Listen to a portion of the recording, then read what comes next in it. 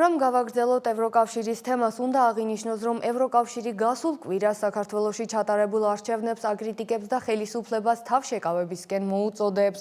ევროკავშირის საგარეო ურთიერთობების საკითხებში ევროკომისარმა კაია კალასმა და გაფართოების საკითხებში ევროკომისარმა მარტა კოსმა ერთობლივ განცხადებაში აღნიშნეს, რომ არჩევნები ასთა სხვადასხვაობის საყოველთაო ჩახშობის ფონზე ჩატარდა. ევროკომისარების შეფასებით მრავალთვიანმა რეიდებმა დამოუკიდებელ მედიაზე სამოქალაქო საზოგადოების წინააღმდეგ მიღებულმა კანონებმა და ოპონენტების დაპატიმრებებმა კონკრეტული არჩევნების ჩატარების შესაძლებლობა მკვეთრად შეამცირა.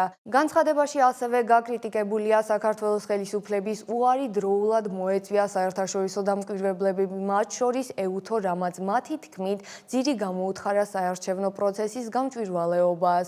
ევროკავშირი ასევე მოუწოდებს საქართველოს ხელისუფლებას პატივისცეს მოქალაქეთა შეკრებისა და გამოხატვის თავისუფლებას, გაათავისუფლოს ყველა პოლიტიკური ნიშნით დაკავებული პირი და დაიწყოს ინკლუზიური დიალოგი ყველა პოლიტიკურ ძალასთან. ბრიუსელი ასევე გმობს დეზინფორმაციას ევროკავშირის როლის შესახებ და პირად თავდასხმებ ევროკავშირის ელჩებზე.